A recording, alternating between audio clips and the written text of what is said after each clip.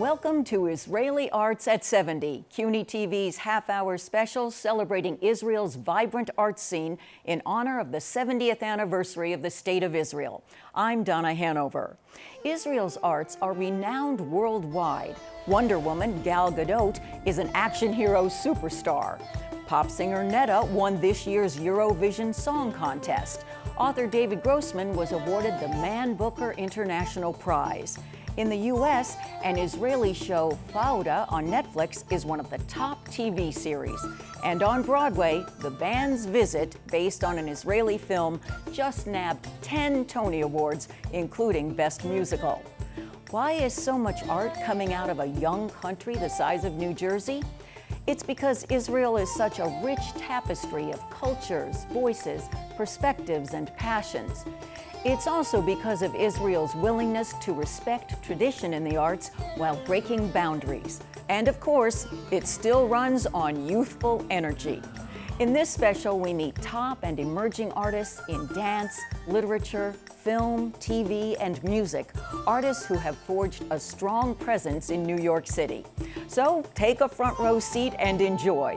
We start with dance.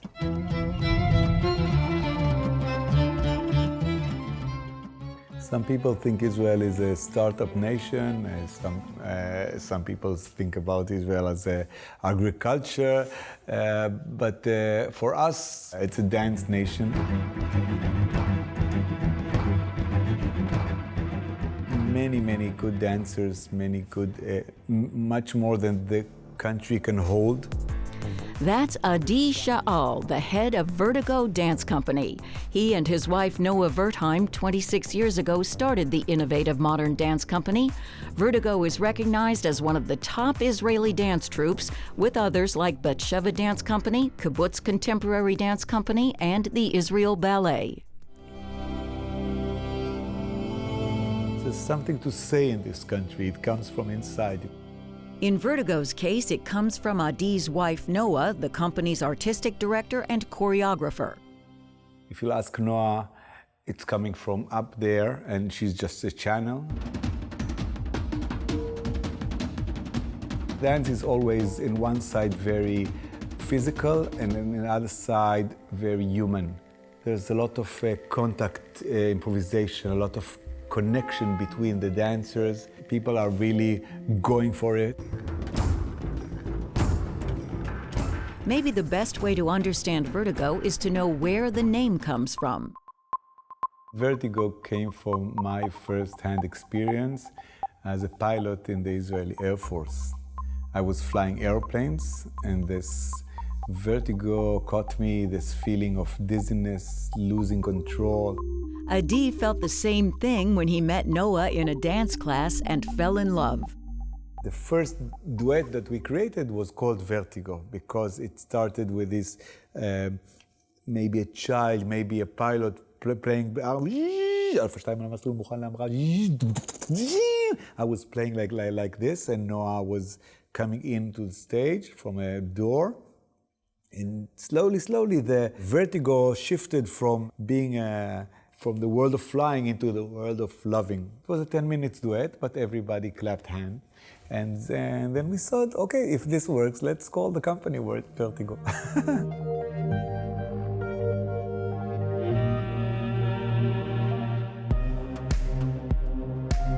Adi and Noah have created more than a dance company. Vertigo is a way of life for, in Hebrew there is a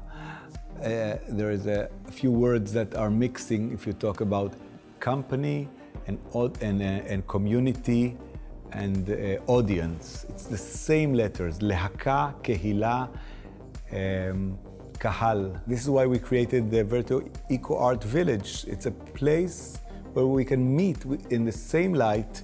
We can eat together, we can share some time together, and we try to find the balance between the creative arts or the performing arts and the ecology, practical ecology. You can see the influence of nature on the dance company.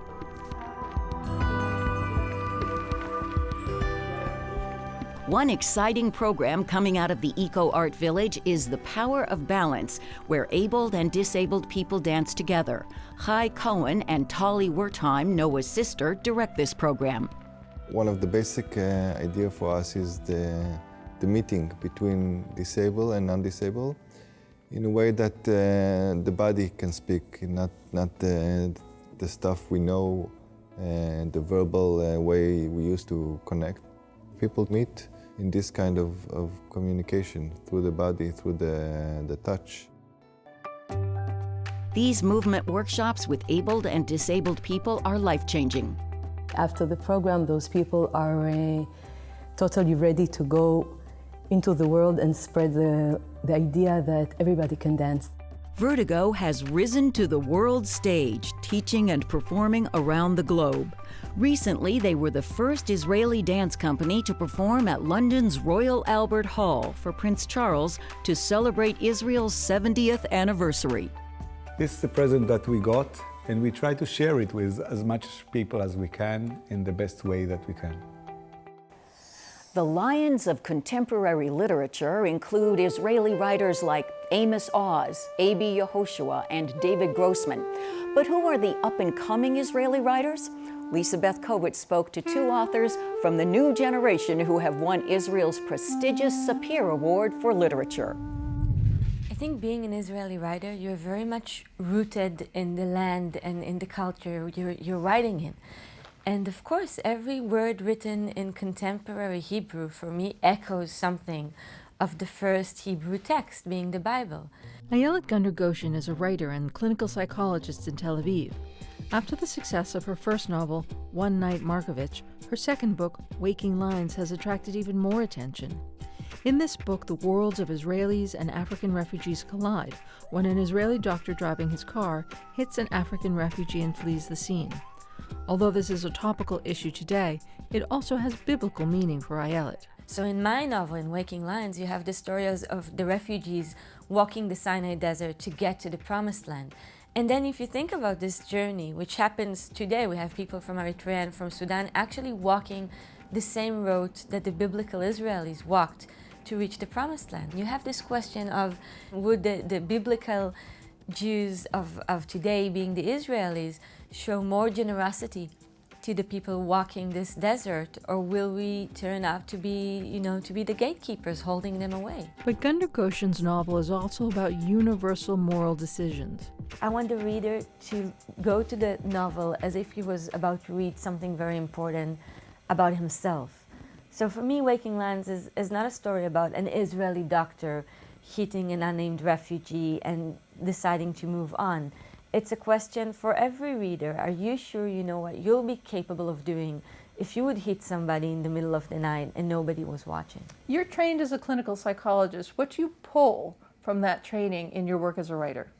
So I feel it's always about asking questions, both in literature and in clinical psychology, and about trying to ask, what is it that makes us human? What makes us act the way we do? Ruby Namdar is part of this new generation of writers who write and live abroad, reflecting on Israel from that perspective. Like Ayelet, the Bible resonates in his writing, but even more so. For me, a modern Israeli author that was not raised in the yeshiva world, I was not raised religious, I did not grow up in a religious household, to be so drawn, so interested in religious themes and Kabbalistic themes and Talmudic themes is unusual, and in the fact that it's so unusual is one of the things that excites me so much about it. Ruby Namdar's new book, The Ruined House, reflects his view that both Israeli and American Jews are cut off from the religious themes and symbols of the past because of the destruction of the Second Temple in Jerusalem.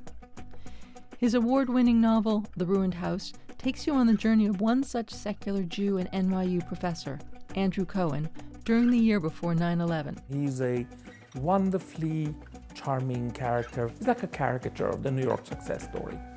And during the year in his life that the novel follows, the life and mind of Professor Cohen begin to unravel.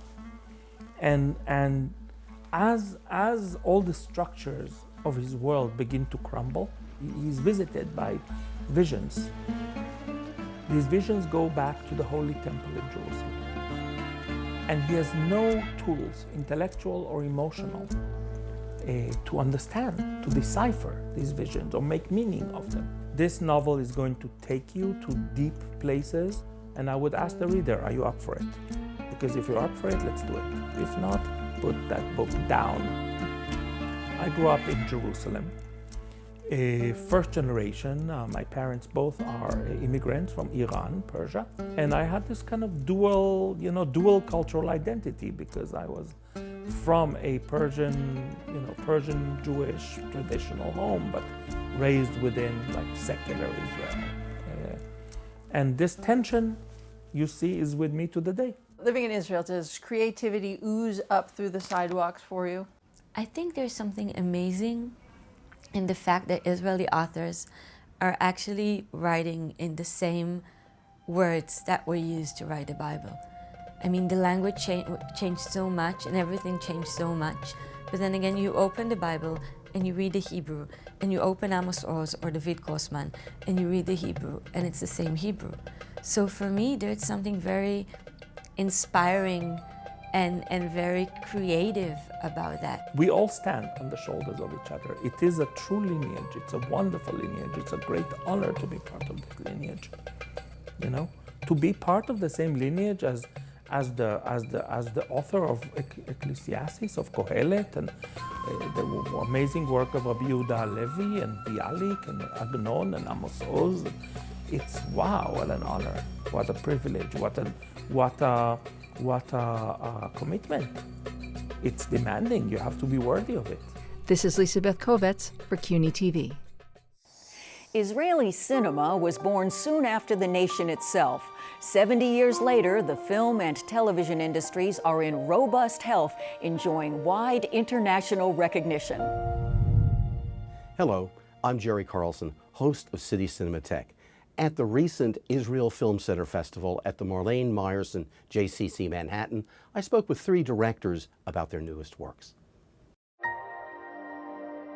An actor with more than 50 years of experience in the Israeli cinema and TV, Mike Burstein takes the director's chair for the first time to tell a story of the 1967 war, a war in which he served as a young man. The ferocious 2-character drama is titled Azimuth. It's really a metaphor for what's been going on for the last 70 years between us and our neighbors.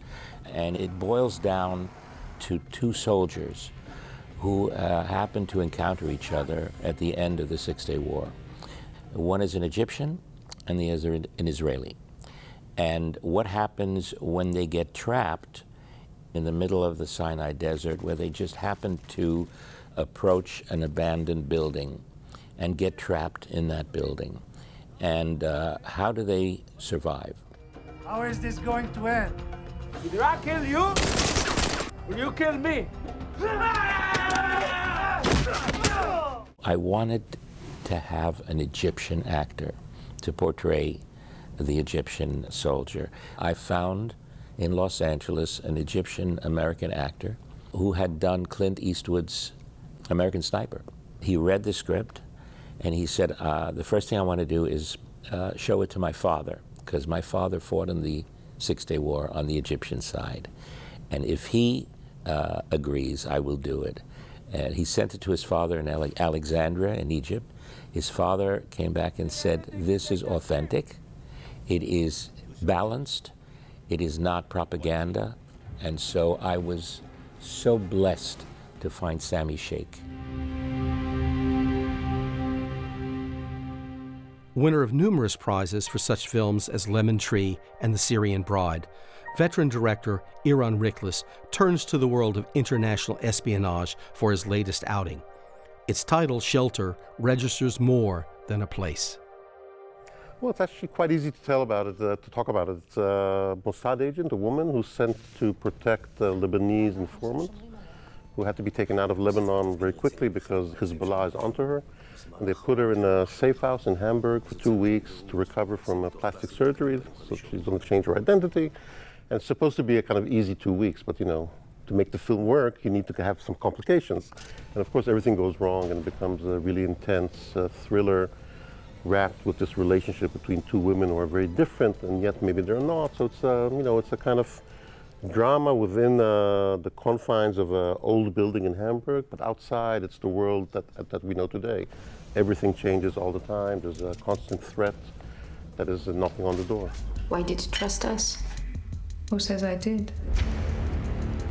The film starts more or less when the Israeli agent arrives to the safe house. She looks down at the pavement and there's two stones that actually mention that during the war, two Jewish women lived in this house and were deported to Auschwitz and never came back. I think for me, that's the whole thing. You know, you're in a modern city, Hamburg, 21st century, but it has a history that is lurking there, and that there's always something, there's another layer that you have to discover. And I think for me, that was the point. It's not exactly what you see, there's something else going on. It's dark, it's history knocking on the door, and I think, you can't close the door at history. You have to let it in and kind of really try to bring it to the surface, even if you do it kind of very gently. Israeli television dramas flourish in markets around the world. Indeed, Showtime's Homeland and HBO's In Treatment are adaptations of original Israeli series. A leading figure of drama for the small screen, writer-director Karen Margalit talks about her most recent hit, Sleeping Bears. Sleeping Bears is a story of a woman, 37, just before the 40 midlife crisis, and she's a teacher in this special education school, about to become the principal next year, and suddenly she gets these letters, anonymous letters, who has copies of her sessions with her therapist and all the private things she said in those therapists. So they reach her house, she calls her therapist, and he says, I'm out of the city, I will come back. He's really worried, and he never gets back. And basically starts a story understanding who's threatening her, why, and what she's going through. It's a country that's limited budget-wise, and you have very few tools you can work with. So what are our tools? Our human heart or our human condition. And this is very universal. Two people, great dialogue, one room. What do you need else? Most of humanity is very bad with goodbyes. And a feature film, you go in 2 hours and that's it. And people want friends. They sit in their house, they have these characters, they're their friends for 2, 3, 4, 5 seasons. It really, it's something they need, and they get to these delicate details that they can see, and it's like a very big novel and a great book, and these are the TV series of our days. This is Jerry Carlson for CUNY TV. American and worldwide audiences have long thrilled to the classical music of Israeli virtuosos like Yitzhak Perlman, Pinchas Zuckerman, and Yefim Bronfman, and the Israel Philharmonic Orchestra. But now Israeli musicians are also a significant part of the global jazz and world music scene. I met recently with two stars.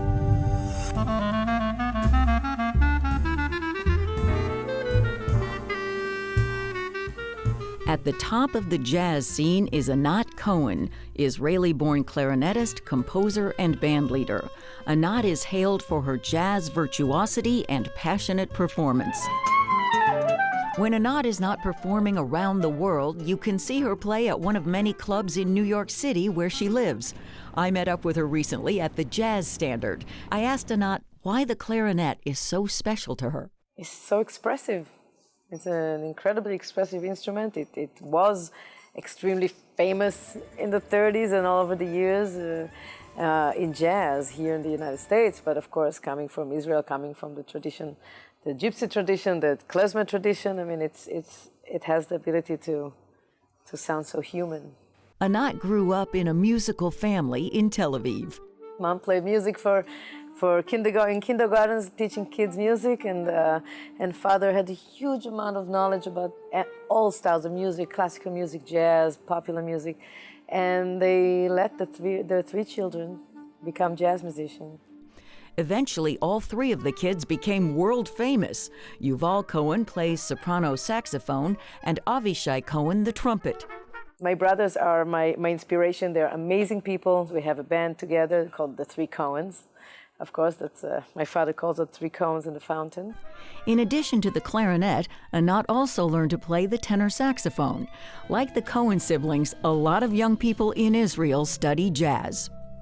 It's music that it symbolizes freedom and freedom of expression. And you can really find who you are, and you can be all sweet, and you can be screaming, and you can do that through music.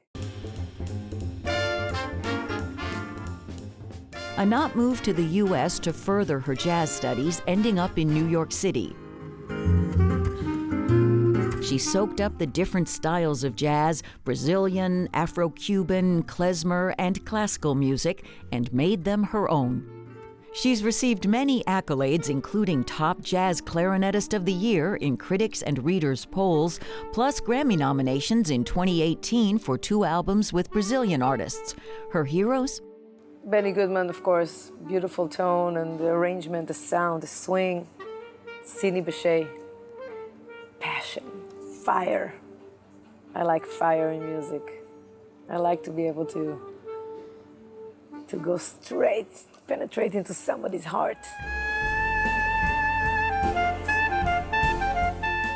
You know, it's marvelous the way you play because you make it like a voice. So can you make your instrument say, I love you?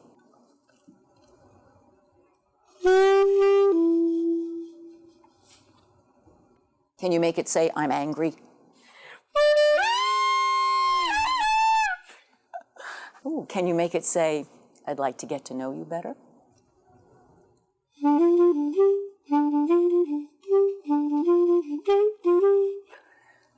You're marvelous. You are fantastic. Anat especially loves to perform at home in Tel Aviv. Going home and playing for my first piano teacher, for my mother, for my family, for my aunts. It's just so emotional to look around and see eyes of people you grew up with.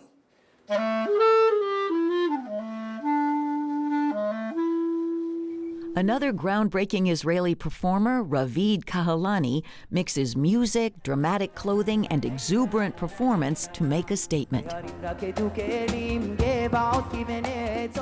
I believe music is one of the greatest tools to kind of reminds us who we are as human beings. Ravid created Yemen Blues. They play a special blend of Yemenite Jewish music combined with blues, soul, and African root music. Yemen Blues is made up of some of the top musicians from around the world, putting on one of the most exciting live performances you will ever see. Key to his music is growing up in a Yemenite Jewish family in Israel. My father was very strict with us of how we need to learn how to say the prayers and be there with all the energy and all the feeling of it. And then I left home, and then I was, listening to all kinds of things like Pink Floyd and Bob Marley. In a later part of my life, I understood why I was being so attracted to the jazz and blues, because it was kind of the same feeling of the Yemeni chants. His soulful chanting comes out in his songs in Hebrew, French, English, and Arabic, connecting with people from around the world, including across the Middle East. I have many fans from Arab countries that comes from Muslim life. And when I, as a Yemeni Jew, sing in Arabic and live in Israel, when they hear and feel and see that I'm part of them and they are part of me, they feel proud. The message is in a way peace. It's like be open to each other. The moment that you are on stage, you actually responsible for all these people to feel something very specific and very important. This comes through the clothes that I wear, through the dance that I do, through the energy that I keep or release. I feel super lucky. I believe in music changing nations, changing humanity, changing everything. Next up on the plate of this ever-evolving musician, moving to New York City and working on a project connecting gospel and Arabic harmonies. Thank you for joining us for Israeli Arts at 70. Visit our website at tv.cuny.edu for more information. I'm Donna Hanover for CUNY TV. Shalom.